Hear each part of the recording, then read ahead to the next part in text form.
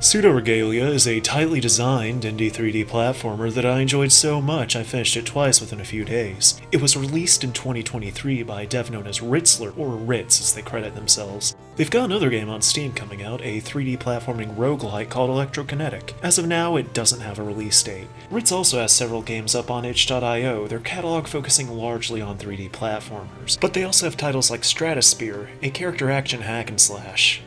What's also on this page is the Game Jam build of Pseudoregalia. It was developed for the Metroidvania Month 19 Game Jam, where it ranked 1 overall out of 130 entries. This version of the game was developed in around 3 weeks and is free on itch. The full version of the game was developed in around 4 months, and this is the version we'll be looking at, in its entirety. It's the version of the game that you can buy for $5.99 on both itch and Steam. On the itch page you can see additional credits. Technicolor Yawn for enemy designs, Potato Tito, Plus W Plus, and Still Crisp for music, with Potato Tito contributing to sound design, and someone called Matt for level design and textures. The itch.io page provides a description for the game that reads, "When reality feels like it's falling apart, one might retreat to a world in their dreams to escape it. Unfortunately, dreams aren't made to last. Explore a perverse image of noble living, grow strong, and free those trapped within this rotten dream."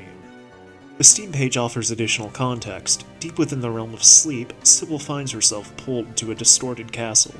Grow strong and unlock new abilities to build up a deep movement system, fight enemies, find secrets, and free the weary soul of Castle Sansa in this retro-inspired 3D platformer Metroidvania. My first playthrough of the game I did completely blind, finding everything I could on my own. On my second playthrough, I went through with a map to make sure I found everything the game has to offer. The game opens with a title screen depicting a floating silhouette. I believe it to be that of Sybil, the player character. We'll take another look at the screen here in a minute, but for now, let's start a new game.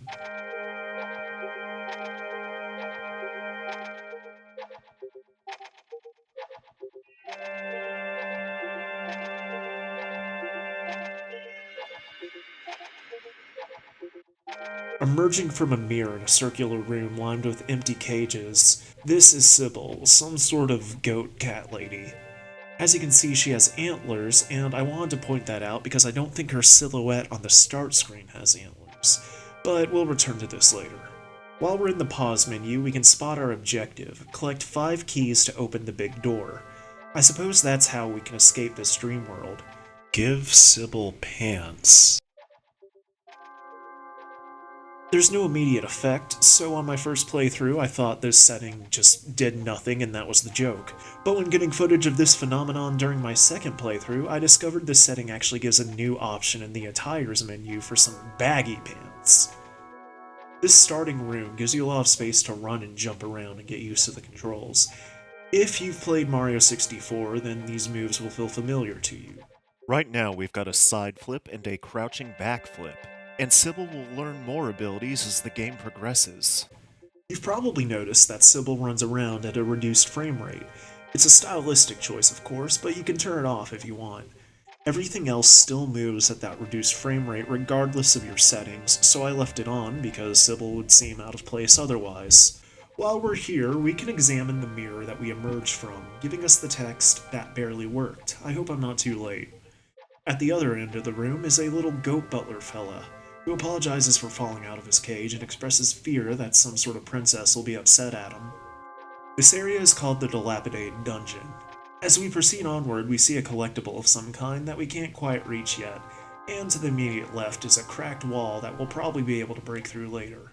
It's all a very efficient way of telling the player they'll need to return to areas later with more abilities. Rooms are connected by doorways that fade in from black as you pass through, likely a way to limit the amount of objects being rendered at once. The doorways can also serve as barriers that foes cannot cross.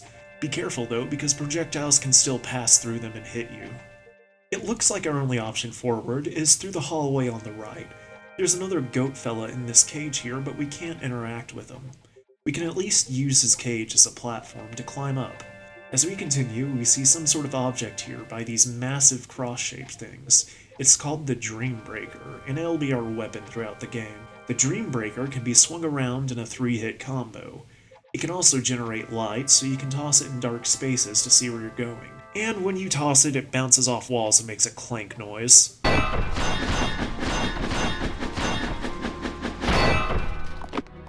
can now break down this wall, taking us through a hallway with our first enemy, a walking egg creature. These things are pretty harmless, only damaging you if you happen to touch them, but sometimes they might be on a small platform you need to reach. The main thing about these creatures, though, is they're great as sandbags to wail on for grinding your magic. Each time you hit an enemy, you replenish a bit of your magic, which can be used to heal, similar to in Hollow Knight. The number above the gauge will increase as you build up your meter. This is your level of sorts. Right now, it doesn't do anything, but shortly we'll find Indignance, a skill that gives our level functionality. When the gauge reaches level 2, our attack range increases, and at level 3, the damage is buffed. The number will decrease as you deplete your magic, which incentivizes avoiding damage so you don't need to spend your magic healing back up. We emerge from the other end of the hallway, leaping back to the room with that item we can't quite get yet. Here we can now break down that wall we saw earlier, and here's our first real platforming challenge. All we need to do is to make it past these pendulums. They're not difficult to avoid, but you'll get knocked back if you're hit by one. You also get disarmed, forcing you to go find and pick back up your weapon. If we drop down just after the first pendulum here, we'll find an NPC we can actually talk to.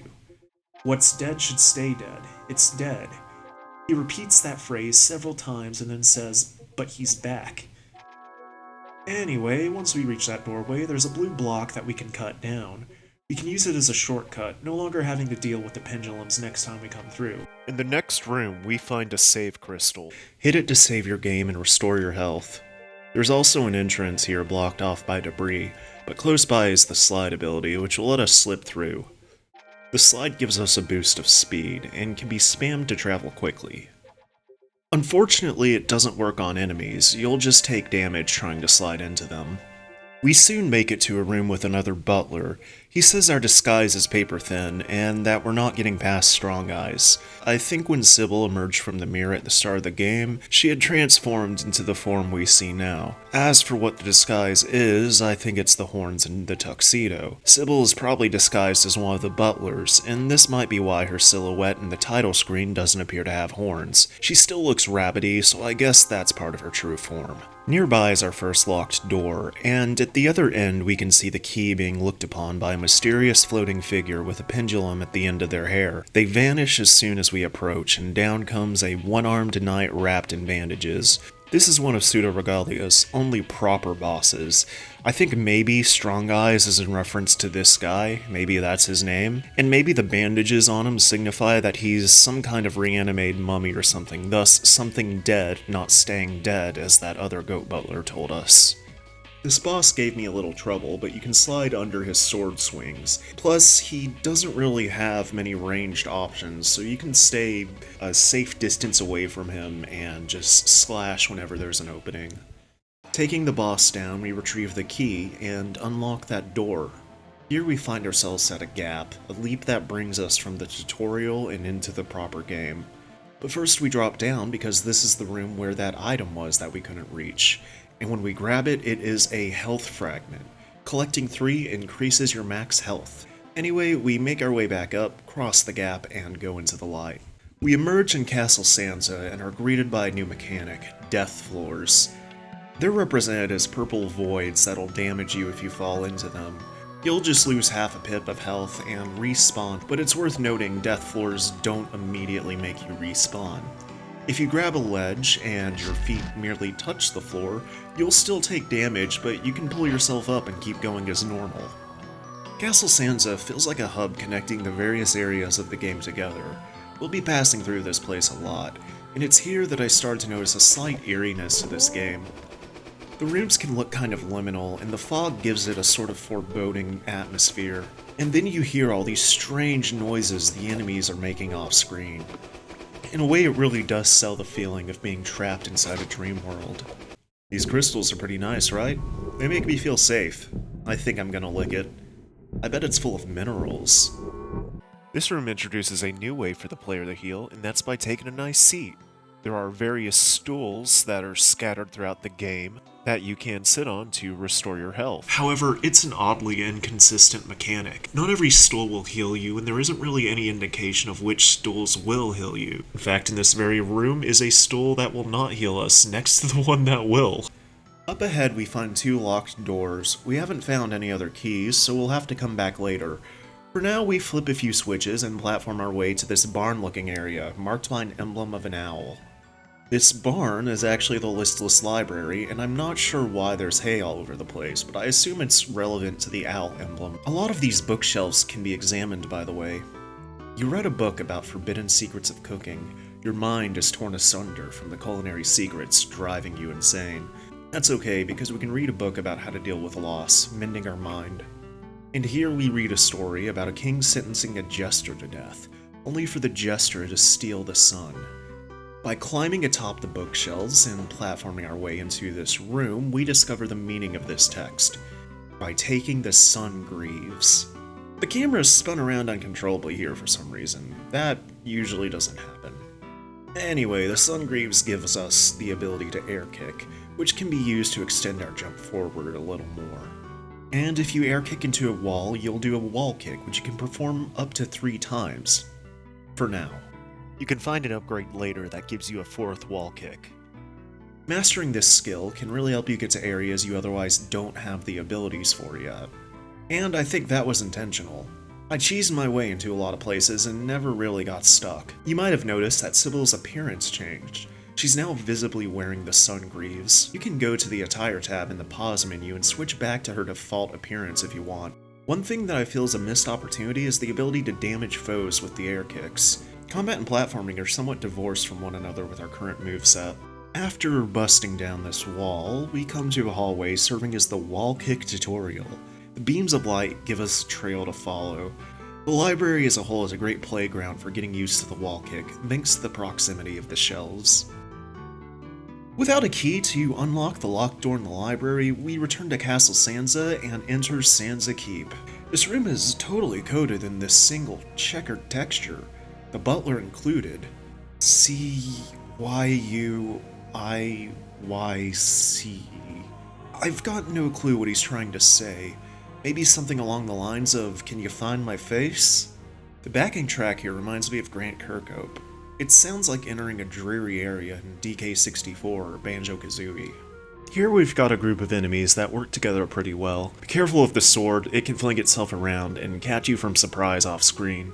The trumpet guys shoot musical notes at you, which you can deflect back. The arm here shoots electricity at you. That too can be hit back, but the electricity tends to just go above the hand itself, which misses it. The hands can be pretty annoying since they're usually sniping at you as you try to do something else. They do go down real easily once you reach them at least. We flip a lever that brings us to this staircase-like platform, allowing us to get another key. With this, we return back to the library and unlock a door, collecting a clear mind. Finding all 3 of these will increase our magic capacity. We finesse our way to another small key in Castle Sansa and go through another locked door.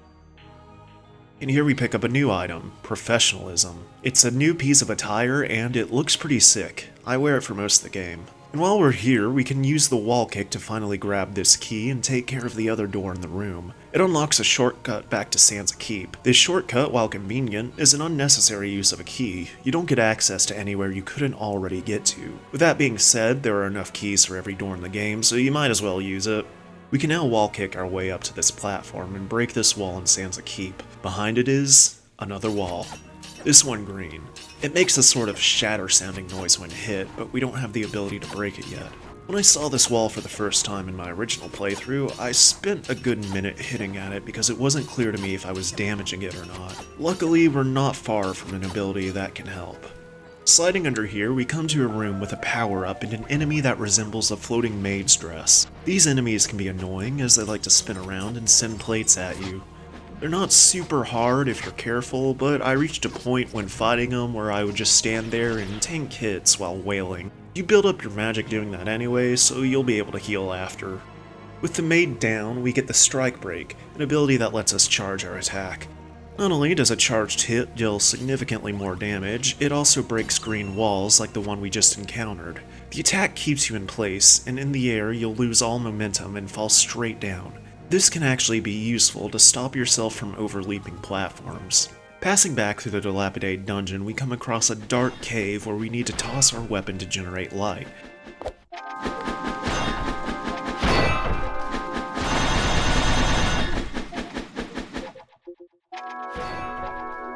It accidentally got stuck in a wall, but it respawns at the last entrance. Here we encounter a new mechanic, bubbles. Hitting jump after coming out of one will propel us forward. Another heart piece teases us above the entrance to Castle Sansa. For now, let's exit and see what waits us on the other side. The Empty Bailey is a large courtyard outside of Castle Sansa. Here we can catch a glimpse of the castle as a whole. There's also a large door on the other end here, but as far as I know, it doesn't actually open. The backing track here is quite nice. The Empty Bailey is one of my favorite areas in the game, especially when we check out these nearby residences. This area here reminds me of the city in Wet Dry World from Mario 64. Sliding under this crevice, we find our next power-up, Solar Wind. Jump after sliding to launch yourself farther. It's not dissimilar to the long jump from Super Mario 64. You can travel pretty quickly by spamming it. The gap here also lets us try out the move immediately. In this little corner here are two stones that resemble tombstones. I'm not sure what they signify, but I think this gold diamond shape appears elsewhere. The main point of interest in the Empty Bailey residences is a combat room. It has a statue and an arm.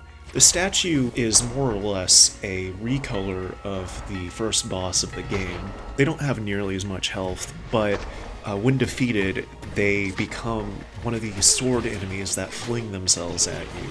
And of course, while you're dealing with the statue, the arm is sniping at you. My gameplay here is pretty dog shit, so consider this a look of what not to do in Pseudoregalia. With that being said, we still successfully grab what we're here for, our first of the major keys. We've not seen the entirety of the Empty Bailey yet, but for now we return to Castle Sansa and go for that health upgrade. The slide jump lets us grab it easily and complete our second heart. As we continue along, we find the Sunsetter, a ground pound of sorts that can destroy breakable floors. If you jump immediately after landing, you'll perform a high jump. Jumping at the peak of the Sunsetter, meanwhile, will let you do a backflip in the air. With this moveset, there's now a ton we can get. You return to the listless library and collect that piece of heart in that death floor hallway. I'm pretty sure we're not quite supposed to be able to get it yet, and it is a little difficult making our way back, but it can be done reasonably enough. And with that, the library is complete. There's nothing else we need to get here. Back in the dilapidated dungeon, in the large prison room where all the goat fellas are locked up, the high jump will let us reach a sneaky minor key up in the rafters. I don't think I'd ever found this without a map. Speaking of, it's about time we talk about the map. Which there isn't. Not yet. One's planned to be added in a future update, but as the game is currently, I found it very easy to get lost. My first playthrough had me spending hours wandering around in circles with zero grasp of how to get to where. For my second playthrough, I brought up a map from the Steam community. Shoutouts to Andreas of Astora. I marked items off on the map as I found them, and the game was a lot more fun this way. I call this large room a courtyard for lack of a better word. I don't think it actually is one. It's not outside, but there is a veranda thing here. The butler says the princess used to enjoy her handmaiden's tea here, but the handmaiden has since run out of ingredients. Thus far, what little we know about the princess indicates that she's cruel, but this detail humanizes her a bit. I wonder if the maid enemy down here is supposed to be that handmaiden. Anyway, after flipping some switches and launching from bubbles, we get Good Graces, an upgrade that increases the amount we heal by a half pip. Here's a tall room with blue vines leading to some sort of entrance. We can't reach the top, and when I first saw this, I thought maybe we'd find a power-up that lets us climb these vines. As far as I'm aware, no such power-up exists in the game. This entrance is actually an exit from another room. Next, we pass back through the Empty Bailey and enter the Tower Remains. And here's a stone that says, "A tower holding the essence of the princess, never to be seen again. But with 3 powers of the sun, one can find their own path." Those powers would be the Sun Greaves, the Sunsetter, and Solar Wind. With these items, we can scale up these ruins to make our way into the tower. And there we can flip a lever to drop this elevator so we no longer have to scale the outside of the tower to get in here. We find the Cling Gem, which lets us slide across walls, boosting ourselves forward for a brief moment before losing momentum and sliding downward. It's really fun. It also gives us another appearance change, but since we have the professional outfit equipped, we won't see it. We'll switch to the appearance the Cling Gem gives us later. With this item, we can scale the tower and catch a glimpse of our objective, the tower door. We only have one major key thus far, but with our moveset nearly complete, we're going to start getting them all real fast. fact, one such key is just right across from the door. And with the Cling Gem, we can finally get the last item in the empty Bailey, Empathy. Bonus powers build up from our attacks, more magic per hit. With the Cling Gem, we can now reach this Aerial Finesse power-up. When we receive knockback from a hit, we can now jump to recover from that knockback state. It's not a vital upgrade by any means, but it's now there if we need it. Using the Cling Gem, we come across a challenge where we need to use the boost bubbles to give us enough momentum to reach the ledge. I use air kicks for additional distance forward, but it does give me some trouble since if you make contact with a wall before the air kick animation ends, you will do a wall kick, which stops you from being able to use the Cling Gem ability. But you can cancel the air kick animation by attacking. If you're still in your attacking animation, by the time you hit the wall, you still won't be able to do the cling ability, but the attack animation ends sooner than the air kick animation. Please leave me alone.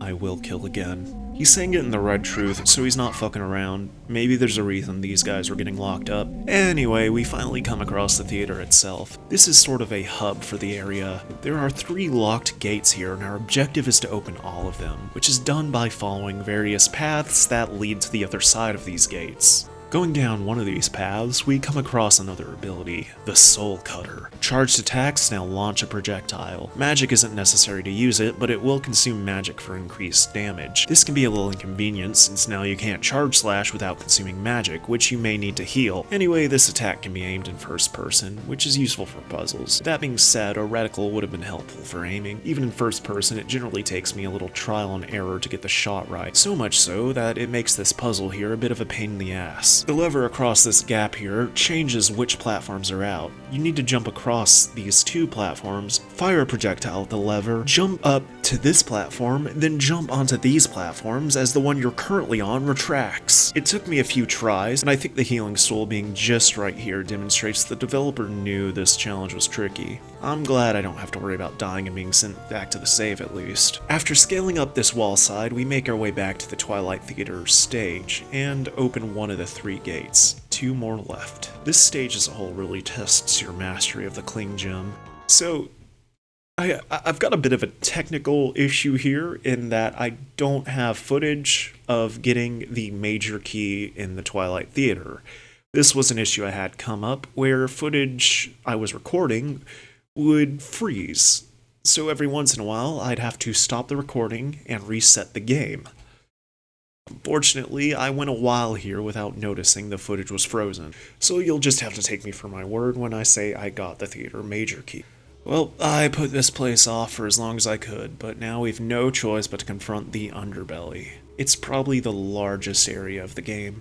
It's dark, it's dangerous, and we can enter this place pretty early. There's an entrance to it through nearly every map in the game. I put it off since I found it a little intimidating, but it's just as solidly designed as the rest of the game. Yo, check out this tiny guard. Hell yeah! In this room is the pillar we need to raise by flipping multiple levers. Stopping us is an onslaught of enemies that we need to wade through. I missed a lever at one point. It was kind of a pain looking all over this large spiraling room for the one thing I didn't hit. But we eventually find it, and we can use this pillar to reach this pole. And with that, we get our final ability, Ascendant Light, which lets us bounce off enemies by attacking them, like in Hollow Knight. This upgrade is great because it finally marries combat with the platforming, serving as both a means of transport and an attack. I think this game needed more abilities that do this. The ground slam seems like it'd be one such move, but if Sybil makes contact with the enemy, she's going to take damage regardless, so it's not super useful. This ability also lets us bounce off of objects like levers, save crystals, and these floating black orbs that we've seen around but haven't been able to do anything with.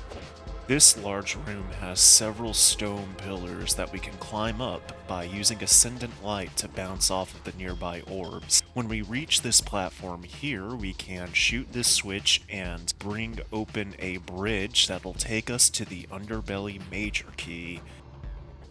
With that, one major key remains, and it's in Sansa Keep, and we'll need all of our abilities to get it. We string together, bouncing off of orbs, with sliding onto walls, jumping into bubbles, and launching onto poles, all while avoiding not only the death floor, but the death walls as well. We hit a switch that drops the gate, and finally get the Sansa Keep Major Key. We're ready for the finale. But I collect all the remaining items first, such as this upgrade we can reach by bouncing on this lantern enemy. It took me a while. Sybil's combo has her slashing in different directions, which means the position of your hitbox changes. That can make consistently bouncing off an enemy a little tricky. In Hollow Knight, you don't really have a combo, you just hit the same way each time. You can expect your hitbox to be consistent, so bouncing feels like a more consistent mechanic in Hollow Knight than it does here. But for all our effort, we get Pilgrimage. We can now slowly walk while healing. It's got its uses, but it's not game-changing. Anyway, with that, we've gotten 100% of the collectibles. I think. I wasn't able to find a completion percentage outlined anywhere in the game. Not in any of the pause menus, and not in the save menu either. The items menu does have room for 2 additional skills, so I checked around online, and it seemed those spaces don't ever get filled with anything. I wonder if more abilities were planned but got cut, or if it just wasn't worth the effort redesigning this menu in a way that avoids having empty space. Regardless, collecting everything doesn't change the ending as far as I'm aware, so it's not necessary. Well, it's finally time to bring this dream to an end. We return to the tower and open the sealed door at the top. This takes us to the final area of the game, called the Distorted Memory. Also, I swapped over to the Cling Sleeve attire, the outfit we got for getting the Cling Gem. It's the complete look for Sybil's default appearance, giving her a sleeve along with her greaves. And here is our second and final boss, the Princess. This was who we saw summon Strong Eyes back at the start of the game. The thing the Princess will do the most of is teleport around, and this is an instance where the lock-on can actually be pretty useful as the camera will follow her as she pops in and out. Oh shit, never mentioned the lock-on, huh? It's not very useful. Here's footage of me fighting with it. I'm trying to lock onto the hand, but it keeps locking onto the egg. She also shoots out numerous spherical projectiles in patterns akin to a bullet hell. Some projectiles go in a single direction, some home in on you.